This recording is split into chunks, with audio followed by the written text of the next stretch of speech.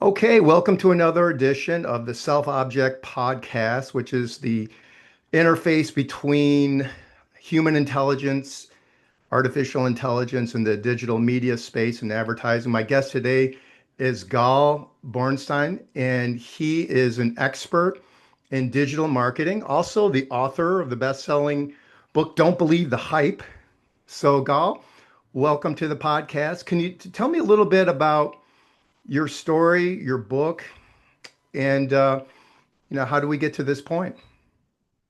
Well, thanks for having me. I'm very interested in learning about the models that you produce. But to tell you the story of the Borstein Group first, in the 90-second version, is I started the Borstein Group 30 years ago, Hmm. as of October 15th. And really, the Borstein Group proposition was to help small to mid-sized technology companies that are in the B2B market to get the quality of marketing, advertising, and PR that they deserved, but were ignored by the big ad agencies at the time that, number one, didn't know what technology marketing meant.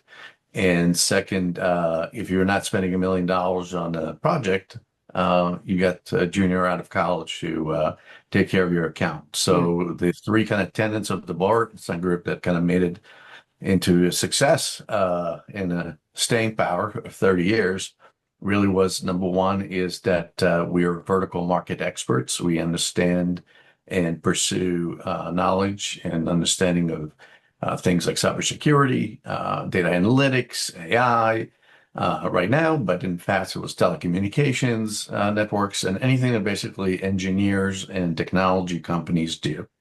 The second was to actually give the best customer service that even the smallest company deserves, and use that as a kind of mechanism to create long-lasting relationships.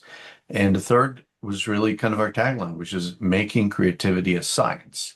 Hmm. As we know, anybody can have a good idea once, but if you can't make that idea repeatable and predictable to produce repeatable outcomes, it's not science, which is the book definition.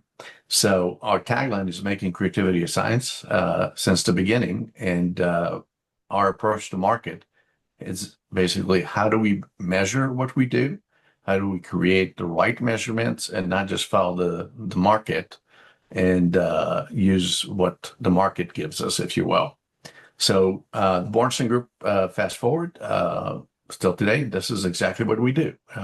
We work with cybersecurity companies, we work with IT companies, we work with AI-enabled companies, and really kind of try to bring those knowledge points that I just mentioned into the conversation. We also work a lot with C-suite people because they need that assist that sometimes does not exist, especially if it's a small to mid-sized company. So it's really exciting times right now with AI coming to the table to actually reinvent a lot of those things. So that's really kind of the short version. Oh, I love that. I'm letting the making the creative process a science. It reminds me of just how our brains work. The left brain would be the science part. The right brain would be the creative part.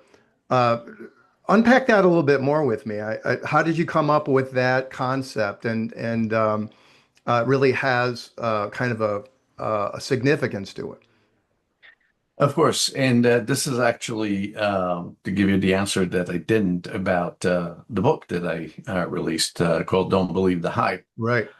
which is all about kind of helping leadership in corporate America really understand what digital trust means in the age of AI, and really kind of the basic notion of what really is the biggest coinage, if you will, that you can use to grow, to succeed, to maintain your position in the marketplace is trust. Hmm.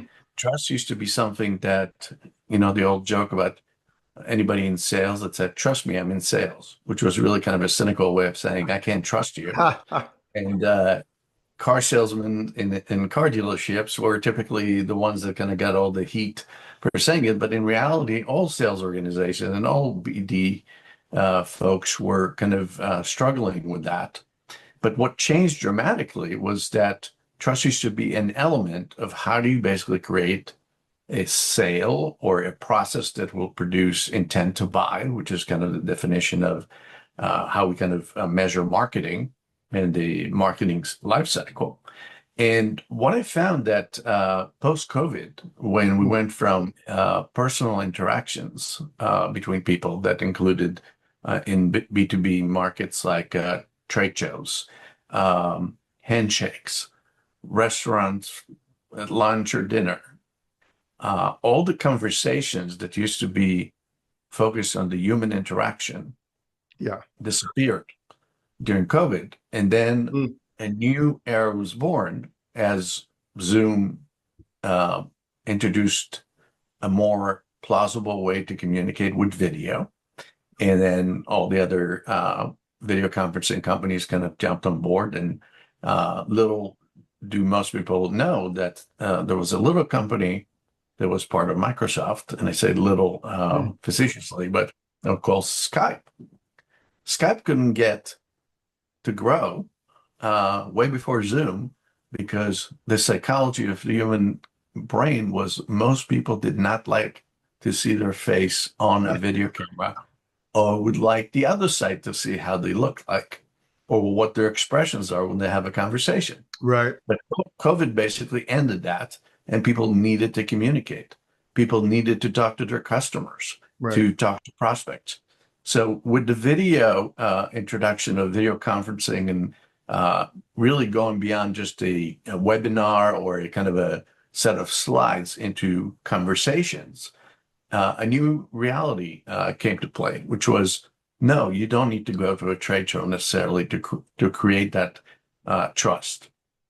And I call it digital trust because what changed dramatically is the kind of the pre-COVID area, or the majority of the history of business to business marketing was focused on how to kind of create engagement and understand the other side of the coin of the people that you're working with, so we understand their concerns. But the most important part, companies own their own narrative. So if you're a technology company, for example, and you said, we're known for the best quality, or our modem is the fastest, or a cybersecurity scan is 400% better than the competition, the market basically dealt with the perceptions that they have. But the narrative was really concrete in a sense. With AI and videos, and most importantly, social media, like employee reviews on Glassdoor, Trustpilot, reviews of products and services, G2 that covers technology, reviews of systems and new applications.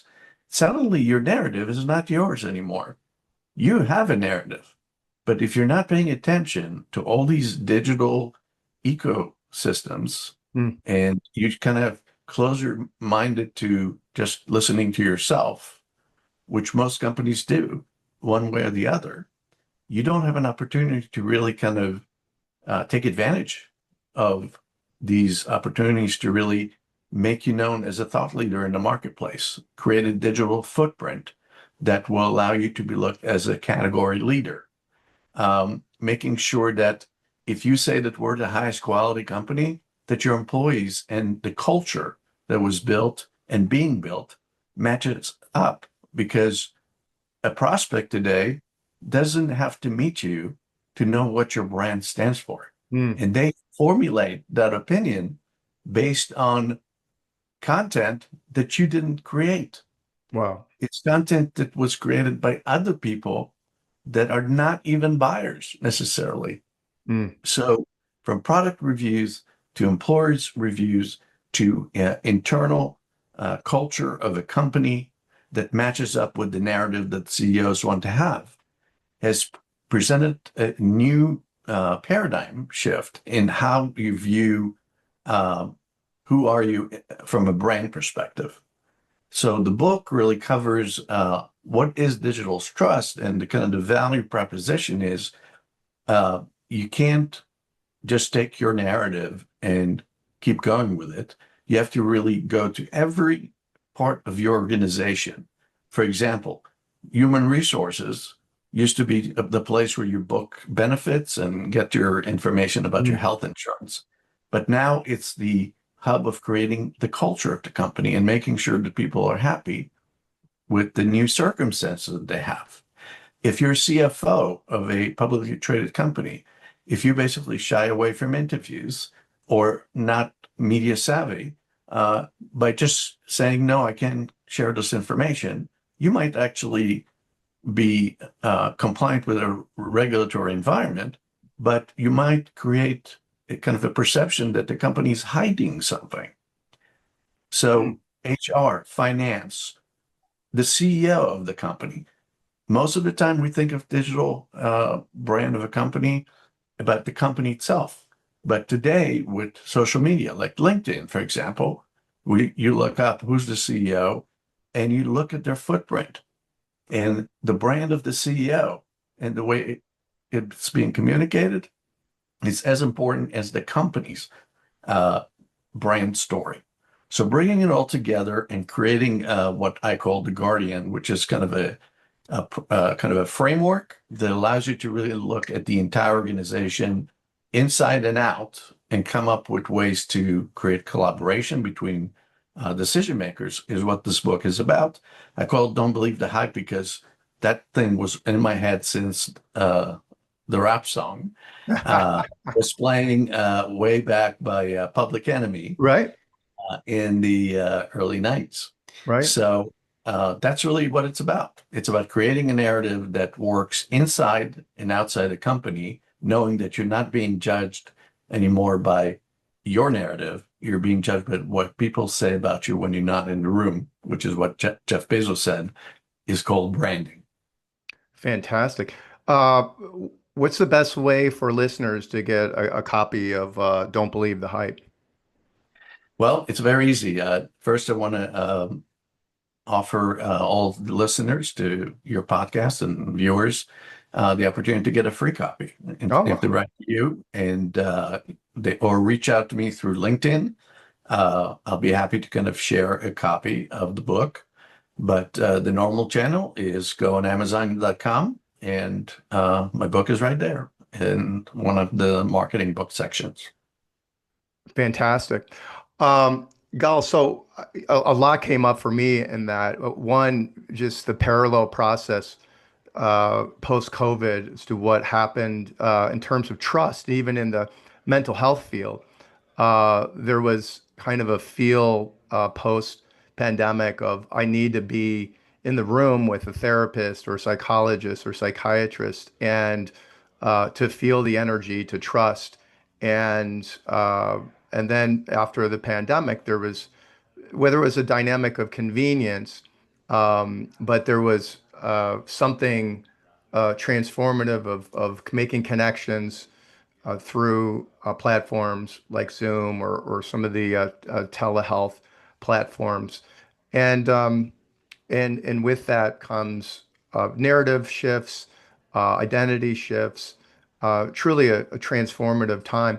I want to share a model with you, and it's a real simple model. It's related to insights discovery. I'm going to ask you um, about these colored energies. So these are kind of would be in our work persona and what we do, what kind of colored energies we lead with when we're faced with a challenge.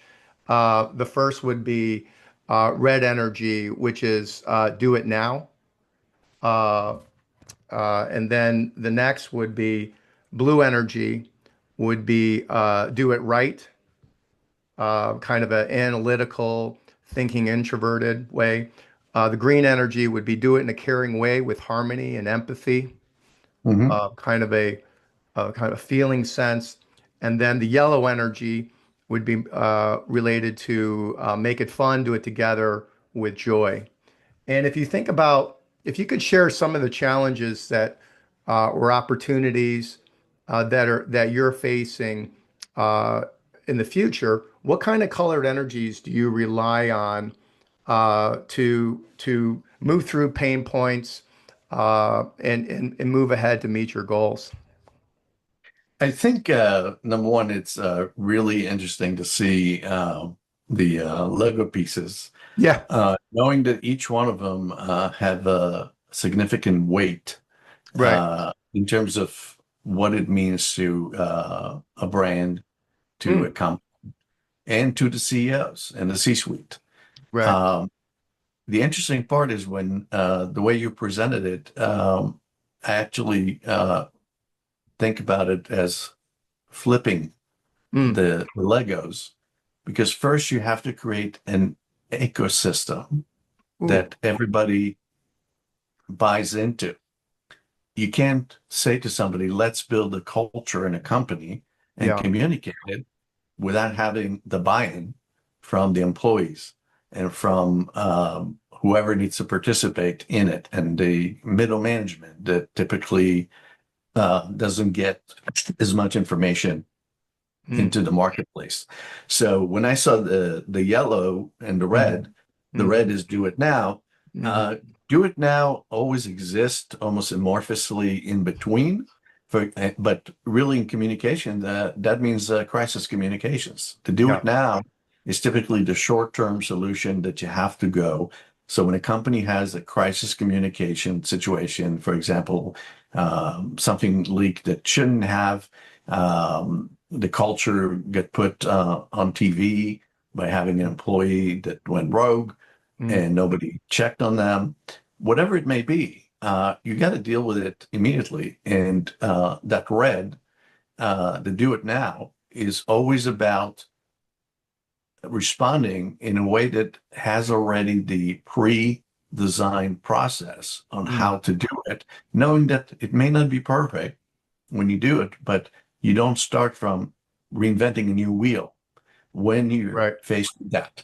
Um, the yellow one is really the reason I started with yellow, if you will, Mm, if it had to go kind of in priority from mm-hmm, the top to mm-hmm, bottom, is really kind of the fact that you have to kind of create the ecosystem, and then in that ecosystem, identify the stakeholders, the decision makers, and the influencers.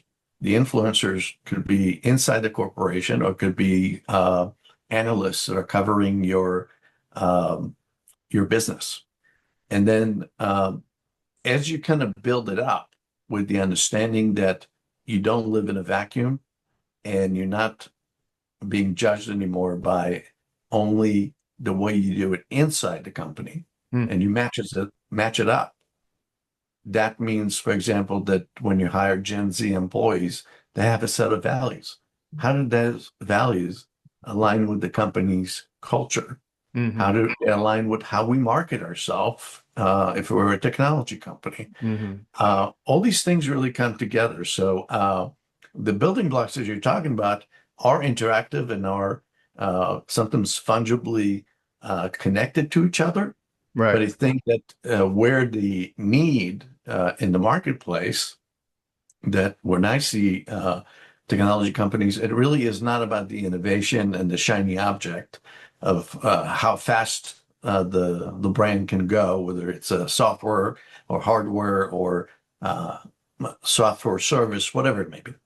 It is about how do you put it all together with people that recognize what needs to be done, knowing what the obstacles are, working those obstacles way ahead before they come to the promise that we make, and then make sure that everybody's on board.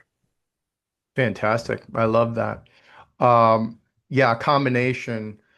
Really kind of starting off with that red energy, do it now, and then the way that can work with the yellow energy, which is do it together. Uh, Actually, the four energies translate into a leadership style. You could have with red energy a results-oriented leadership, with the yellow energy inspirational leadership, with the yellow with the green energy, yellow energy, you have a relational leader, and then with the green blue, you can have a grounded leader. So we're accessing our energies, and we're in this time of transition. We're trying to adapt our leadership styles as well. It sounds like you have a real grasp of that. What do you see for the next 6 months or year for your group? Well, as a kind of a marketing and branding and PR agency, we see a new challenge, which is Mm, what's the impact of AI yeah, on everything that we do?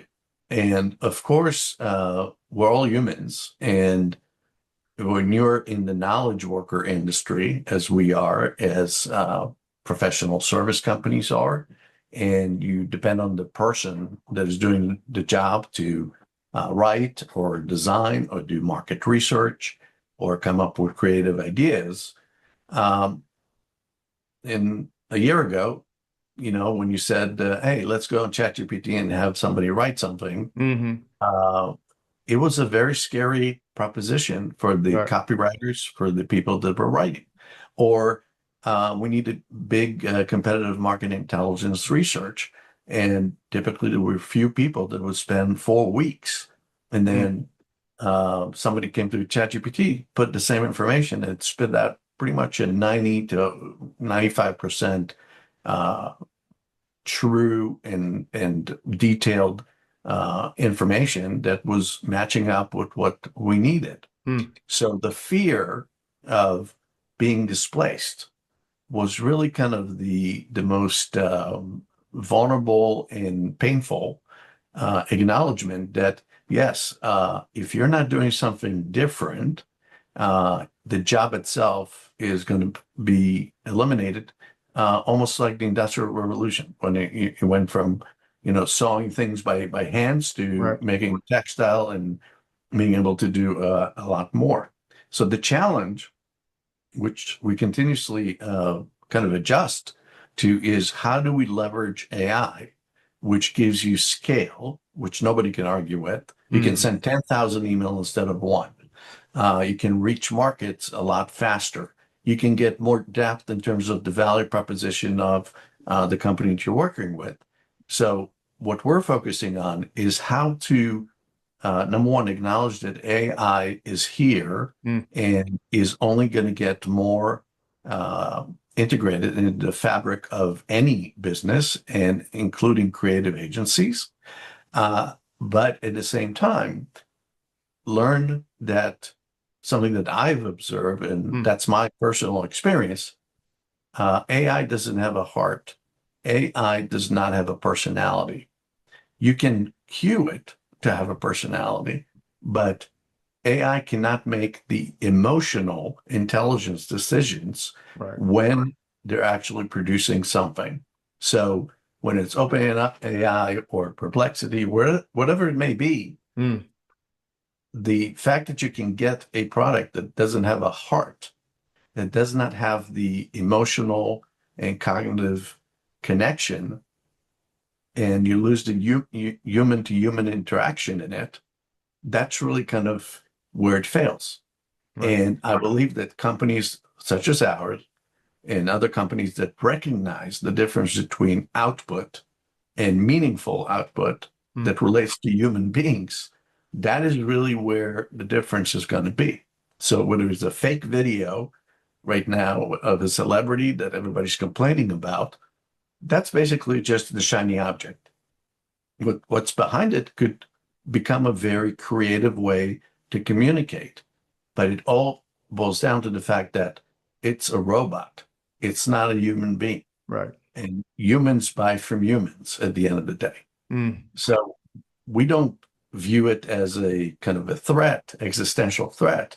We're looking at how to make that work for our clients, whether it's through the CRM, through sales enablement, or building agents through AI that can support organizations. But knowing that at the end of the day, whatever you're producing if it doesn't have heart, if it doesn't have soul, if it doesn't have a narrative that you believe in, it will fail. Well said. Galt Borenstein, I appreciate your time. And you said that listeners could receive "Don't Believe the Hype" um, uh, for pro bono for free, and or they can go on to Amazon.